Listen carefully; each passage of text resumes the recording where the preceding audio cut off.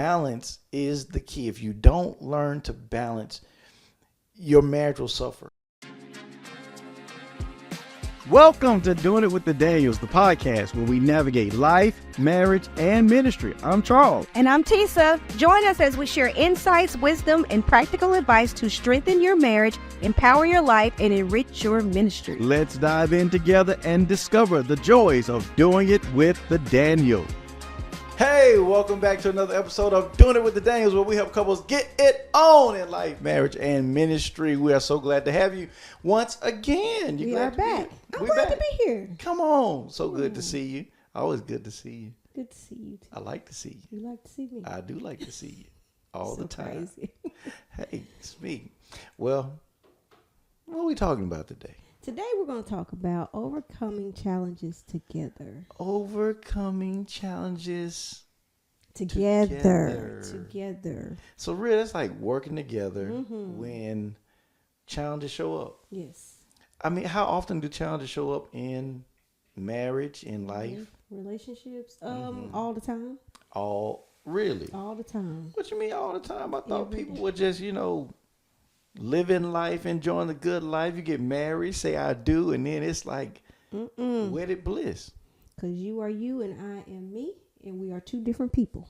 Yes. And so it's going to be challenging to kind of work together every day and bring your lives together. Yeah. It's different views, different upbringings. It's all that. And the reality is that life presents certain challenges Yes. that couples have to navigate through. They have to work through and overcome. And you need to do it together. You're not going to be able to do everything alone. I think that's where some couples mess up when problems show up, challenges show up, and they think, oh, well, I'll deal with this by myself. And we learned something in our marriage that whenever one of us is having a challenge, it affects both of us. There's no way we can be in love, be married, be joined together as one, and you have a problem and I not feel. It may not be my problem directly, but I feel what you feel as a result of it. Yeah. And vice versa. When you're hurting, I feel it. Yeah. I can see it. Yeah. I think for us, one of the challenges with us that we have had to navigate through and continue to navigate through, I don't think it ever ends. It's just you get better at navigating around it. Is for us, it's balancing, marriage and ministry. Yes. I think huge. that's because both of them demand that we give our all. Yeah. Both of them require a lot of time. And I mean, you have to take away when you're doing ministry, you're taking away time from your marriage. Yeah. When you focus on your marriage, you're taking away time from your ministry.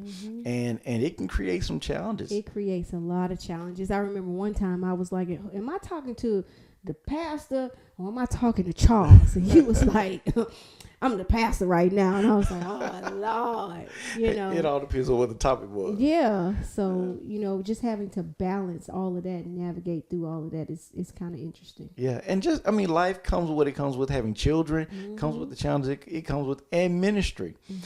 In our case, it's unique being ministry leaders. Yeah. We have to deal with the challenges of marriage and the challenges of ministry and be careful that we don't allow one area to spill over into the other because they can. I don't care who you are, how strong you are, your marriage, your relationship with your spouse has a direct impact on your ministry. Yeah. Your ministry has a direct impact on your marriage. And I think that's the thing early on. It was really tough understanding that balance because we were like, man, what we do at home shouldn't affect ministry, and what we do in ministry shouldn't affect us at home. But we found out very fast it does. that it does. It affects. So we need both aspects to be healthy. Yes, you do. We need to be healthy. Yes. I don't think those things. I think we have to be healthy First. in order for those things to be healthy. And so that's been a big matter because I mean when our marriage can be wonderful. We could have no challenges in the marriage, things going great, but all the challenges are in ministry. Yeah. And it affects the marriage and we have to navigate through. So some of our stress may not be stress of our lives. It's just stress of ministry. Or sometimes ministry can take your mind, your thought, your engagement, where you're not as attentive at home because your mind is focused on ministry. So much. That's good. I was getting ready to say that you can kind of lose your marriage if you're so ministry focused. Yeah. Try to balance the two. You're just so running, doing everything with ministry, Yeah. and you forget about, oh, I need to connect with my spouse. Oh, we need to spend time together. We need to talk. We need to go out. All of that, and so you can kind of lose the marriage. Just so focused on ministry. So it just needs to be a balance. Yeah, and because ministry is important. Hopefully this episode, this topic will help those who are in ministry, not just senior leaders, Right. but even those who serve in their church. If you're not careful, and committed. yeah, you can be so committed to your church and not committed enough to the well-being of your marriage. And you can create chaos and challenges in your marriage because you're not balancing the two. Yeah. Or you can let challenges of ministry, just showing up to serve, overwhelm you, and then you take that home. And imagine this: if you work a full-time job, most people take home baggage from work. Yeah. Now you take home some weights from ministry, and now you have to do this marriage, but you got this other stuff affecting your ability to be you in the marriage. Yeah. And people don't realize a lot of marriages end, a lot of leaders, pastoral leaders, their marriages end because of the weight and the stress of ministry. Yeah. Or it's vice versa. A lot of ministries leaders leave their ministry because it's taking so much from their marriage. They need to go give attention there. Yeah. And so they have to make those adjustments and say, one of them ends up paying the price. That if you don't learn to balance it, eventually you'll say, well, one of these got to go. So I think it's important that we balance. I think for us, I think we have found healthy ways of balancing. We know when it's being intentional about cutting off. You got to know when to leave ministry at the church and come home and just be husband and wife, family. And then you got to know when family has to say, okay, family's good. Let me go and do ministry and take care of these things. Yeah. There has to be a balance there. Exactly. And you have to overcome the challenge that comes with each one. Otherwise, your ministry can kill your marriage, or your marriage can kill your effectiveness in ministry. So it's a big thing. But anyway, those challenges may come, and people have different challenges. We're talking about ministry. Yes. I think that's probably the biggest area of challenge that we see, because as you have a growing ministry, a moving ministry, they're always moving pieces. Yeah. You're always dealing with people. Here's the other part. You're not just dealing with your problems. You're also dealing with, in ministry, other people's problems. Yeah. So now you're helping them navigate their challenges. So they're pulling on you. All of that. Those are the joys of ministry, though. It's a joy of ministry, but it's a cost too, right? Yeah. It's a cost. It's always a cost. One thing is being pulled. Either the marriage is being pulled on or ministry is being pulled on. And so balance is, I keep saying that word because that's the key. Balance is the key. If you don't learn to balance, your marriage will suffer. Yeah, it will. If you get stressed out with ministry, it can even affect your intimate life with your partner. Yeah. Where you lose your drive and your desire for intimacy. Now, how is that going to be a healthy marriage? It's not. No, it's not. It's not. So you got to have that balance. Or if your marriage is off, how you going to show up to church? And help. Yeah. If we not getting along, and we went through this early on in ministry where we were at odds on Saturday and Sunday morning, and then I'm up trying to preach and looking at you upside your head like, child, please. And you looking at me thinking what? He don't believe nothing he preach. Hopefully you ain't think that. No, or just he ain't living nothing. I don't know, just something crazy. The enemy will bring. How do you get saved all over again? The enemy will bring anything to your mind. So when you're mad, when you're at odds with one another, you have all of these things that, like you said, the enemy brings to your mind and tries to really just get you at odds. Yeah. Because that's a ministry thing. But the marriage is affected by it. If you have those kind of thoughts, we have those kind of thoughts towards one another. Yeah. Well, guess what? When ministry's over, guess what's going to happen when we get home? Now we still looking at each other crazy. Exactly. We've had these crazy thoughts, and it's just all over the place. But it's about moving forward from that, overcoming, working through that together. I think for both of us, we had to work through all of those challenges together. Yeah.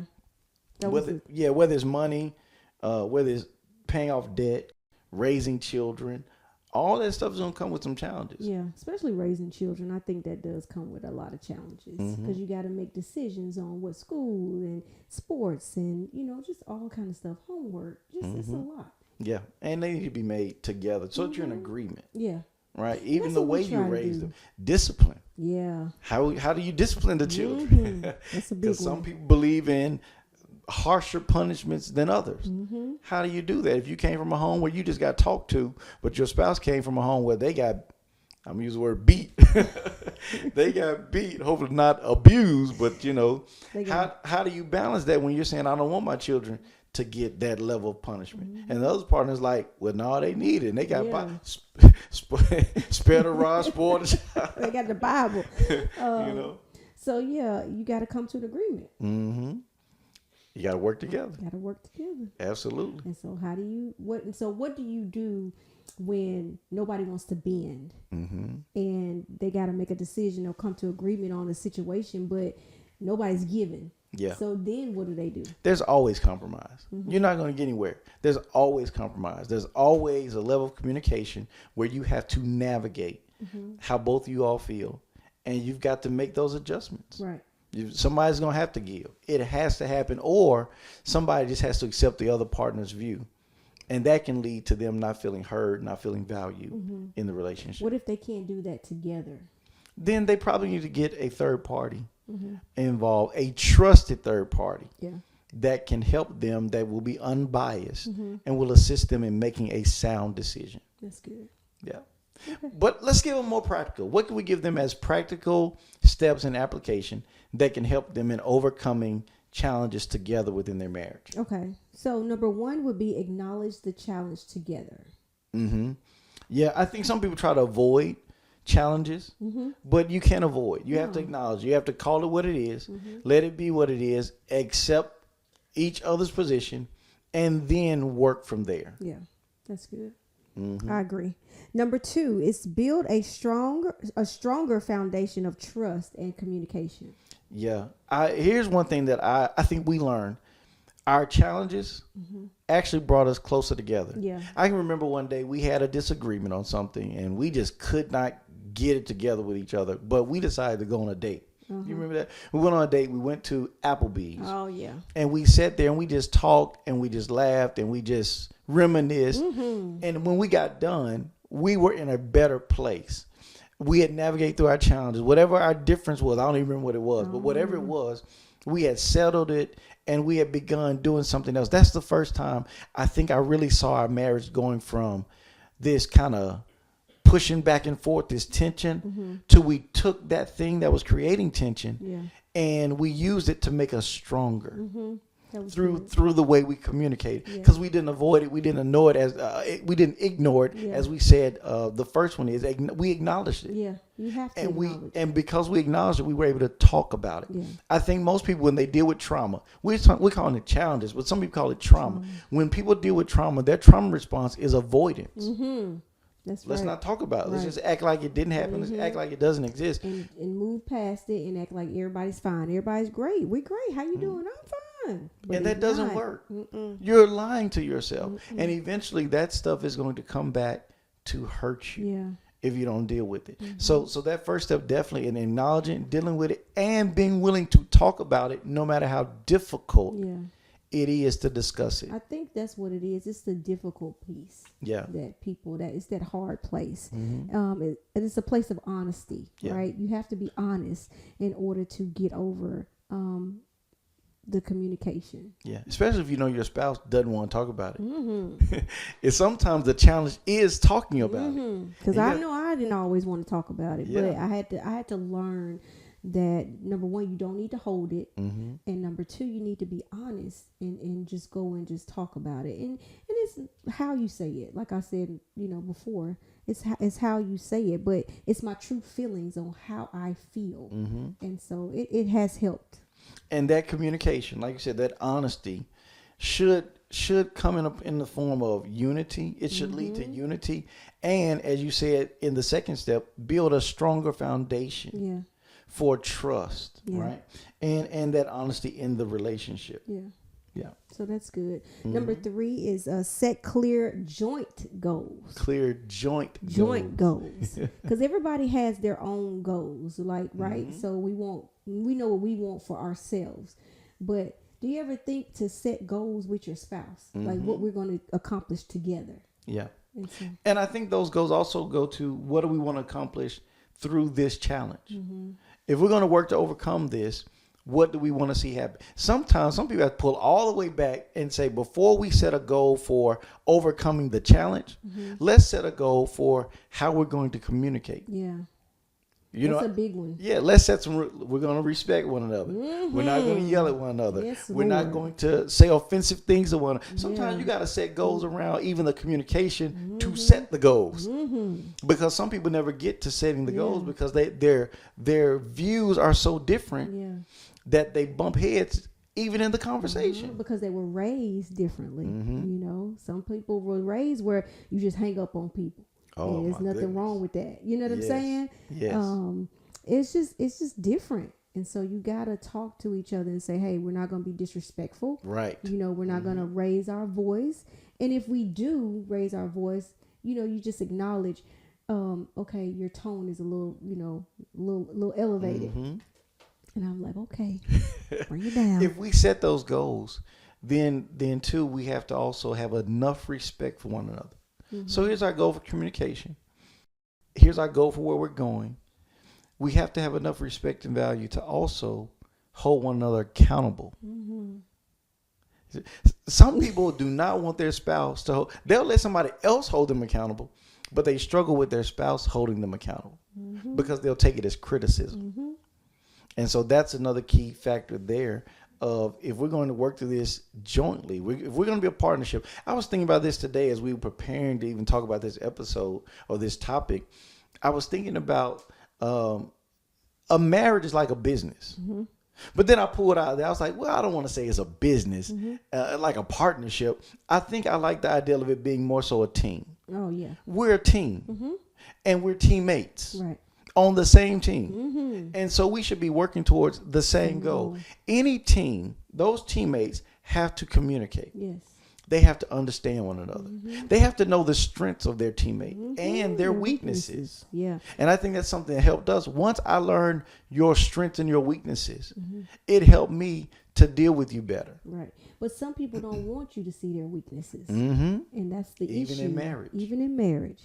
But you're going to see it anyway. Oh, yeah. Especially when you get up under the same roof. Oh, you're going to see it all. Yeah. You're going to see everything. And that's where people, when you marry somebody. And it's okay. It's okay. Yeah. You got to be okay with your spouse seeing your shortcomings. Truth of the matter is, you're not comfortable because you don't know how they're going to handle your shortcomings. You don't feel safe enough with them to be vulnerable on that level. Exactly. So a lot we'll hide it. Yeah, we'll try to hide it. And when a challenge, because challenges are going to come to expose it, then guess what? You go into this super crazy mode to keep it concealed instead of being honest with your partner and say, that's not a strength of mine. Yeah. I'm not That's the good right area there. I'm struggling in right here. Yeah, I don't handle this well. Because most of us like to think I do everything well. But the reality is that no. It's that image where you wanna present your best self in the perfect image and the perfect person, and it's not. You Even don't have to to your do spouse that. sometimes. Yeah, you don't have to do that. 100%. So that was good. All right, what else? Number 4 is support and encourage one another through actions. I think that's really good. I think I struggle with that one. You think so? What makes you say that? Could you tell me? Give me an example. What do I say that makes you feel like you struggle with that?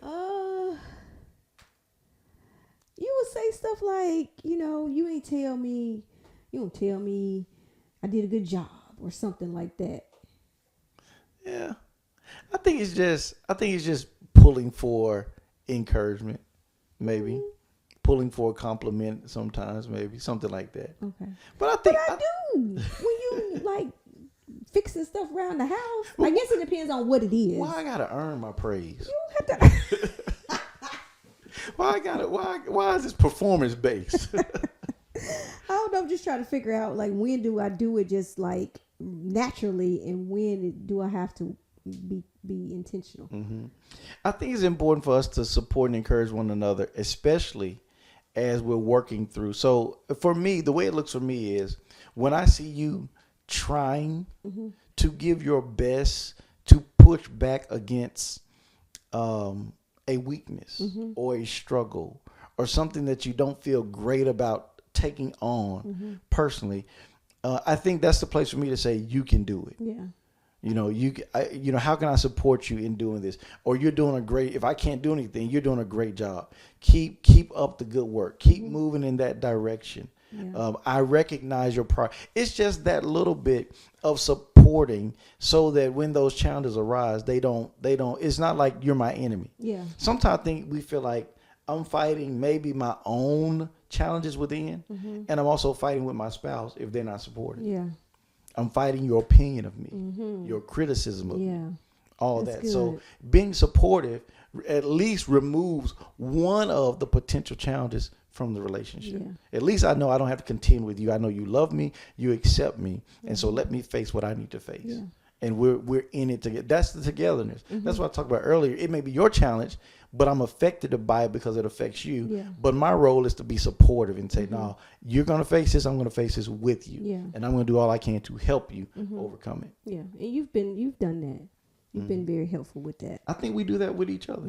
I think we do our best to do that with one another, to support one another through challenges. I think I have more space with you because you kind of share your challenges from time to time. Yeah. Sometimes you don't like talk about them, but you may share what it is. I think for me, It took a minute. yeah, I mean, it took both of us a minute. I think for me, I like to believe that I can overcome anything.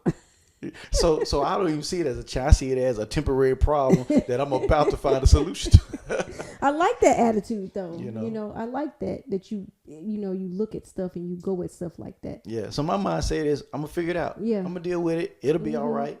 But having your support, even when I don't deal with it as well as I think I'm going to. I don't handle it as well as I think I can, or I'm not as equipped to handle it as I would like to feel like I am. Your support when I come to the acknowledgement of, hey, you can't do this by yourself.